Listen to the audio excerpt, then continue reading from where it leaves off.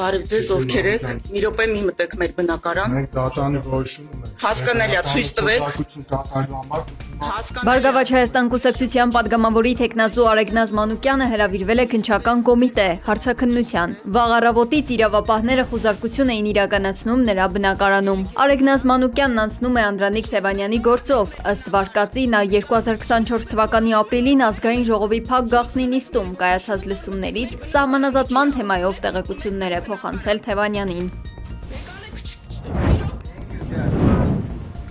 Ուժեղ Հայաստան դաշինքը դիմում է ներկայացրել կենտրոնական ընտրական հանձնաժողով։ Դաշինքը պահանջում է կրկնընտրություններ անցկացնել այն երկու տեղամասերում, որտեղ չեղյալ են համարվել Բարգավաճ Հայաստան կուսակցության ձայները։ Ուժեղ Հայաստան դաշինքի անդամ փաստաբան Արամ Վարդևանյանի խոսքով այն ամենը, ինչը կատարվում է ժողովրդական հասարակությունում, չպետք է կատարվի։ Եթե կենտրոնական ընտրական հանձնաժողով համապատասխան դիմում ընտրության արդյունքների անվավեր ճանաչման վերաբերյալ կողմը չի ներկայացնում, դա առնվազն մի փաստարկ կարող է լինել, որ սահմանադրական դատարանում պայմանականորեն պատասխանող կողմ հենց կենտրոնական ընտրական հանձնաժողովը դա վկայակոչի, որովհետև ի վերջո օրենսդրությունը վերապահել է լիազորություն կենտրոնական ընտրական հանձնաժողովին ընտրության արդյունքները անվավեր ճանաչելու։ Ունեն այդ լիազորությունը, այդ նպատակով առնվազն պետք է նման դիմում ներկայացնել։ Ավելին, մենք ներկայացնում ենք դիմումը եւ ԿԸՀ-ն էլ պարտավոր է քննարկել այդ դիմումը ոչ թե զուտ քվեարկության օրվա ընթացքում տեղի ունեցած աբսուրդային խախտումների տեսանկյունից, այլ ընտրությունների։ Հիշեցման կարգով ընտրությունները մեկնարկել են, ընտրական գործընթացը մեկնարկել է 2026 թվականի փետրվարի 7-ից։ Կենտրոնական ընտրական հանձնաժողովը ընտրել է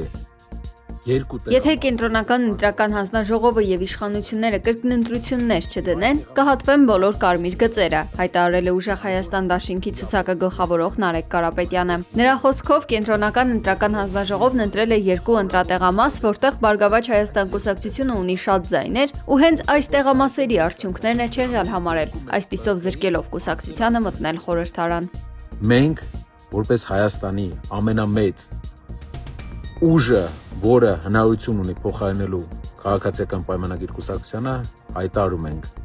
եթե կենտրոնական ընտրական հանձնաժողովը իշխանությունները կրկնընտրություն չդրեցին այս տեղամասերում, դա հատելու է կարմիր գծերը, ժողովրդավարության եւ անլրդի պահելաձևի բոլոր կարմիր գծերը։ ԱՄՆ Իրան քննարկվող համաձայնագիրը կարող է նախատեսել 60 եւ ավելի օր տևող հրադադար, ինչպես նաեւ Հորմուզի նեղուցի վերաբացում միջազգային նավագնացության համար 30 օրվա ընթացքում, Իրանի նավթի արտահանման վերականգնում, պատժամիջոցների փուլային թուլացման հնարավորությամբ, միջուկային ծրագրի շուրջ բանակցությունների շարունակություն հրադադարի ընթացքում, ռազմական գործողությունների դադարեցում բոլոր ճակատներում։ Տեղեկությունը հայտնել է Ալ Արաբիա հեռուստաընկերությունը։ Նշվում է, որ խոսքը դեռևս առաջարկվող պայմանների մասին եւ պաշտոնական համաձայնություն դեռևս չկա։ Իսկ ԱՄՆ նախագահ Դոնալդ Թրամփը հայտարարել է, որ իր ունեցած տեղեկությունների համաձայն Իրանի գերագույն առաջնորդն արդեն հաստատել է Վաշինգտոնի եւ Թեհրանի միջև ձեռք բերված պայմանավորվածությունները։ Հնդկաստանը պաշտոնապես բացառություններ է պահանջել Վաշինգտոնից Օմանի ծոցում նավթային տանկերին ԱՄՆ-ի հասցրած հարվածի հետևանքով 3 հնդիկ նավաստու զոհվելու վերաբերյալ։ Միջադեպը երկու երկրների միջև դիվանագիտական լուրջ սկանդալի պատճառ է դարձել։ ԱՄՆ կենտրոնական հրամանատարության գործողությունը որակվել է որպես միջազգային ջրերում իրականացված ռազմական հանցագործություն։ Ըստ ամերիկյան կողմի նավը խախտել է տարածաշրջանում գործող շրջափակումը, փորձելով նավ տեղափոխել Իրանից։ Տանկերը բազմիցս անտեսել է ընթացքը կանգնեցնելու վերաբերյալ իրենց ներկայացրած պահանջները։ Ամերիկացի գործարար Իլոն Մասկը դարձել է պատմության մեջ առաջին տրիլիոնատերը շնորհիվ SpaceX ընկերության բաժնետոմսերի։ Մասկի կարողության հիմնական մասն այժմ կախված է SpaceX-ից, որտեղ նրա մասնաբաժինը գնահատվում է մոտ 866 միլիարդ դոլար։ Տեսլայի եւ մնացած ակտիվների հետ միասին նրա կարողությունը կգերազանցի շուրջ 1.1 տրիլիոն դոլարը։